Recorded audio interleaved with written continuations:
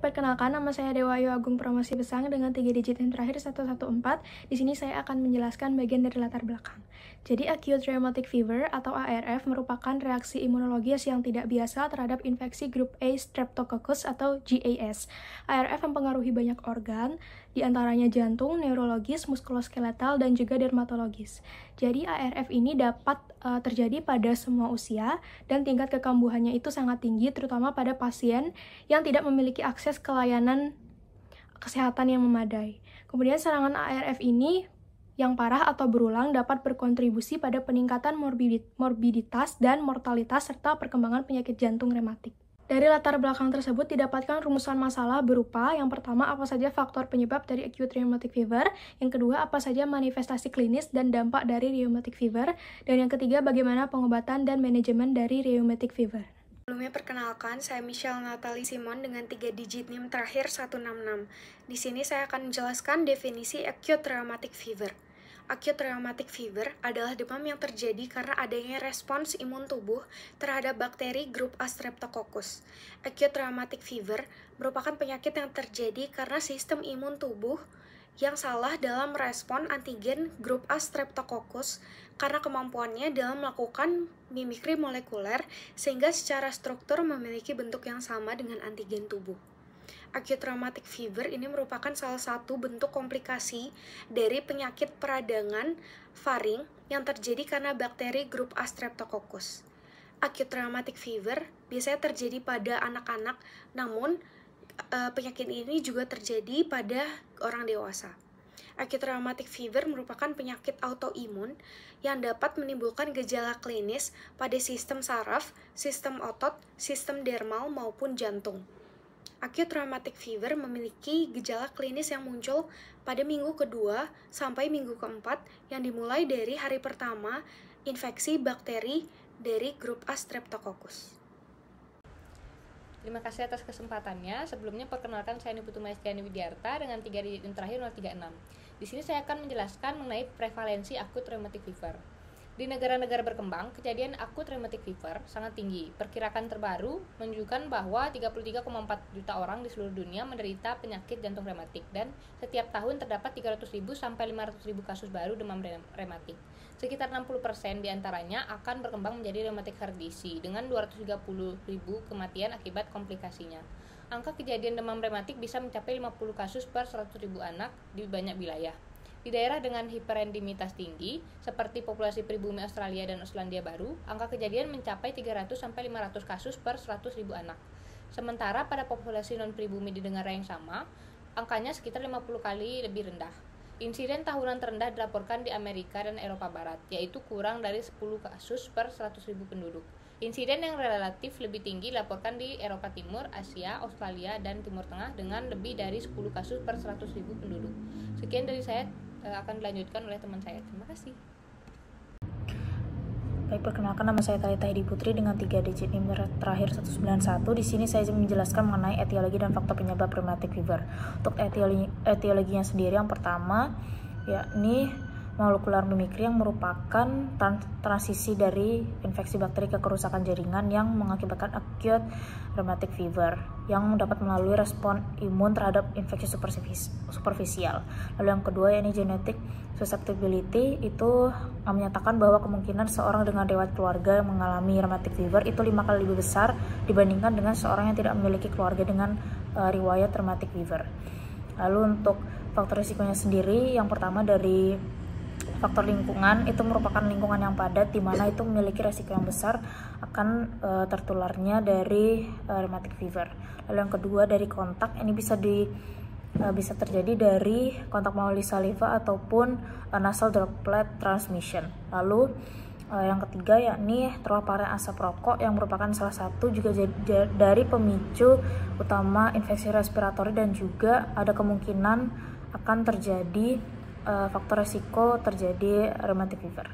Mungkin sekian bisa saya sampaikan. Terima kasih. Perkenalkan, nama saya Hanum Aurelia dengan 3 digit NIM terakhir 214. Di sini saya izin menjelaskan untuk penjelasan berikutnya, yaitu manifestasi klinis rheumatic fever. Untuk manifestasi klinis demam rematik adalah respon imun yang abnormal terhadap infeksi Streptococcus pyogenes atau GAS. Gejala penyakit ini tuh dapat muncul 2 hingga 4 minggu setelah infeksi awal dan dapat bervariasi dalam manifestasi klinis. Beberapa manifestasi klinis dari rheumatic fever itu antara lain seperti demam. Demam ini terlihat pada lebih dari 90% pasien. Kemudian pada daerah endemis, batas suhu rendah yaitu sebesar 38 derajat Celcius disarankan untuk dapat mendiagnosis demam. Selanjutnya adalah karditis atau valvulitis. Secara global, sekitar 50 hingga 65% penderita rheumatic fever ini memiliki karditis yang terdeteksi secara klinis, yaitu adanya peradangan pada selaput katup jantung yang menyebabkan regurgitasi dari katup. Katup yang paling sering terdampak yaitu katup mitral dan juga katup aorta. Selanjutnya adalah Korea. Korea ini mempengaruhi hingga 15% dari penderita demam rematik dan lebih sering terjadi pada wanita dan juga remaja. Korea sendiri itu biasanya terjadi setelah periode laten yang lebih lama hingga 6 bulan setelah terinfeksi dari Streptococcus, yaitu ketika ciri-ciri inflamasi demam rematik lainnya itu telah sembuh. Kondisi ini tuh dapat terjadi secara berfluktuasi selama berbulan-bulan atau bahkan bertahun-tahun sebelum akhirnya sembuh. Korea sendiri itu terdiri dari gerakan menghentak yang tidak disengaja dan juga mungkin tidak simetris, kemudian wajah meringis, gelisah, kikuk, dan juga emosi yang tidak stabil. Pasien mungkin mengalami penurunan kemampuan menulis tangan, ketidakmampuan untuk makan sendiri, dan juga gaya berjalan yang tidak stabil hingga terjatuh. Selanjutnya adalah manifestasi sendi. Hal ini ditemukan pada lebih dari 75% pasien. Karakteristiknya adalah adanya poliaritis yang menyebar dan juga melibatkan sendi-sendi besar seperti lutut, pergelangan kaki, siku, dan juga pergelangan tangan. Keterlibatan sendi aksial dan juga sendi kecil ini jarang terjadi pada manifestasi sendi. Biasanya manifestasi sendi ini dapat sembuh sendiri dan juga mereda dengan atau tanpa pengobatan dalam waktu 4 minggu. Selanjutnya adalah manifestasi kulit. Adanya erythema marginatum atau ruam makulopapular non-pruritus berwarna merah muda yang memucat saat ditekan dan terjadinya khusus pada badan dan juga ekstremitas proksimal. Ruam ini tuh bersifat sementara dan juga sulit diidentifikasi apabila pasien memiliki kulit yang gelap. Kemudian untuk nodul subkutenia itu terlihat pada demam rematik akut berukuran kecil, tidak nyeri, dan juga teraba di atas tonjolan tulang pada permukaan ekstensor tungkai dan di sepanjang prosesus spinous vertebra. Mungkin itu penjelasan dari saya dan akan dilanjutkan oleh rekan saya. Terima kasih. Perkenalkan, nama saya Desa Gede Agung Nini Pratnyasari dengan 3 digit NIM terakhir 239. Hari ini saya akan menjelaskan mengenai dampak rheumatic fever.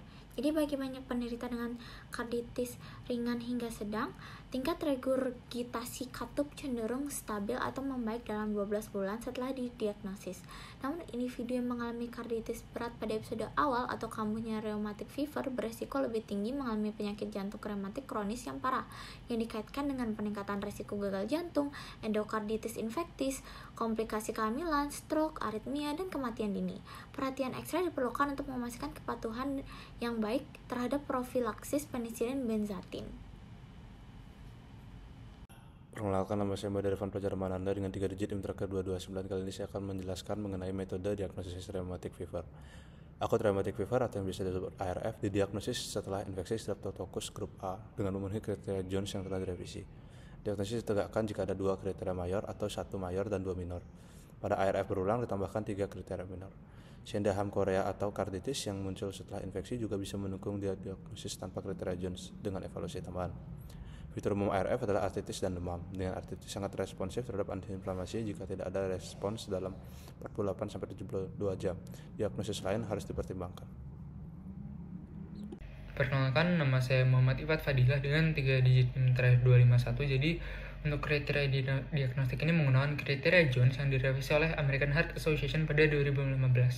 Jadi pada kriteria itu ada manifestasi mayor atau utama dan minor, dan menggabungkan stratifikasi resiko untuk meningkatkan akurasi diagnostik. Jadi yang kriteria mayornya ada karditis, artritis, korea, erythema marginatum, dan nodul subkutan. Kemudian untuk yang kriteria minor ini ada artralgia, demam, peningkatan LED atau CRP, dan interval PR yang memanjang. Kemudian diagnosis episode inisialnya memerlukan 2 kriteria utama atau 1 kriteria utama dan 2 kriteria minor, disertai bukti adanya infeksi Streptococcus grup A atau GAS sebelumnya. Episode subsekuen memerlukan 2 kriteria utama atau 1 kriteria utama dan 2 kriteria minor atau 3 kriteria minor. Kemudian untuk bukti infeksi GAS, ini kultur tenggorokan positif, kemudian titer anti-streptolizin O atau ASO meningkat, uji rapid antigen Streptococcus positif. Kemudian untuk stratifikasi resiko, untuk yang rendah ini daerah dengan insiden rheumatic fever kurang dari 2/100.000 per tahun, atau prevalensi karditis rheumatik kronisnya kurang dari 1/1000 per tahun. Kemudian yang sedang hingga tinggi ini daerah dengan insiden RF lebih dari sama dengan 2/100.000 per tahun, atau prevalensi karditis rheumatik kronis lebih dari sama dengan 1/1000 per tahun. Diagnosis banding untuk acute rheumatic fever sendiri ditelaah berdasarkan masing-masing manifestasi klinisnya, seperti pada demam, di beberapa diagnosis bandingnya seperti Kawasaki disease, systemic lupus erythematus, dan juga juvenile idiopathic arthritis. Untuk manifestasi klinis karditis, dapat dipertimbangkan diagnosis endokarditis, viral myokarditis, dan juga kardiomiopati. Untuk manifestasi pada kulit, dapat dipertimbangkan diagnosis berupa scarlet fever, Kawasaki disease, erythema multiforme, urtikaria, viral exanthema, dan juga Lyme disease. Untuk manifestasi klinis Korea, dapat dipertimbangkan diagnosis sindrom Tourette, tardive dyskinesia, intrakranial tumor, dan juga encephalitis. Dan terakhir, untuk manifestasi poliartritis, dapat dipertimbangkan diagnosis septic arthritis, post-streptococcal reactive arthritis, Lyme disease, dan juga viral arthropathy. Perkenalkan, nama saya Nia dengan 3 digit yang terakhir 062. Di sini saya akan menjelaskan tentang pengobatan dan manajemen rheumatic fever. Yang pertama, ada terapi dan farmakologi. Terapi dan farmakologi untuk rheumatic fever adalah rawat inap yang bertujuan untuk memastikan diagnosis serta memfasilitasi akses ekokardiogram untuk mendeteksi adanya komplikasi jantung seperti karditis rheumatik. Selain rawat inap, ada beberapa metode yang dapat dilakukan.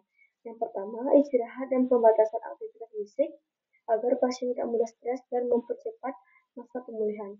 Yang kedua, yaitu ada nutrisi dan pola makan yang sehat. Yang ketiga, memberikan edukasi dan melakukan pencegahan sekunder. Di sini kita melakukan kepada pasien dan keluarga tentang pentingnya mencegah infeksi penyebab penyakit ini. Yang keempat, ada manajemen psikokal atau terapi psikologis untuk membantu pasien menghadapi stres atau kecemasan terkait dengan penyakit yang diderita. Mungkin sekian dari saya, terima kasih. Baik, terima kasih atas kesempatannya. Di sini saya akan menjelaskan tentang terapi farmakologi dari ARV. Di sini saya akan membaginya menjadi 3 indikasi. Yang pertama, pemberantasan infeksi Streptococcus yang memicu. Untuk terapi farmakologinya digunakan benzatin benzilpenicillin G 1.200.000, phenoxymethyl penicillin 500 mg. Untuk pasien dengan hipersensitivitas penisilin tidak berat digunakan cefalexin 1 gram. Dan untuk pasien dengan hipersensitivitas terhadap penisilin langsung diberikan azitromisin 500 mg. Kemudian indikasi yang kedua, analgesia awal sambil menunggu konfirmasi diagnostik, yaitu nyeri ringan hingga sedang serta nyeri berat. Untuk terapinya paracetamol 1000 mg dan juga tramadol lepas cepat 50-100 mg. Kemudian yang terakhir ada penata laksanaan simptomatik artritis setelah konfirmasi diagnostik demam rematik akut atau ARV. Digunakan terapi farmakologi yaitu naproxen lepas cepat 250-500 mg, ibuprofen 200-400 mg, dan aspirin 50-60 mg per kilogram per hari secara oral. Terima kasih. Baik, terima kasih. Selanjutnya saya akan menjelaskan mengenai strategi manajemen jangka panjang pada pasien acute rheumatic fever atau demam rematik akut. Sebelumnya, perkenalkan, nama saya Matthew Christian Nusli dengan 3 digit NIM terakhir 010. Untuk yang pertama adalah tata laksana pasien. Setelah didapatkan diagnosis demam rematik, pasien disarankan untuk dirawat inap dengan terapi et causa, simptomatik, dan suportif. Ini ditujukan untuk mengurangi gejala tidak nyaman pada pasien, mengurus patogen yang menginfeksi pasien, dan juga mencegah terjadinya kondisi pasien untuk memburuk. Selanjutnya ada diagnosis yang tepat. Pendeteksian dini terhadap gejala dapat mengurangi kemungkinan kondisi pasien untuk memburuk. Semakin dini diagnosis yang didapatkan terkait demam rematik akut, semakin besar kemungkinan kita untuk mencegah terjadinya penyakit jantung rematik. Selanjutnya ada resiko post-infeksi. Demam rematik akut memerlukan perhatian pada masa sembuh untuk mencegah infeksi berulang dan munculnya penyakit jantung rematik.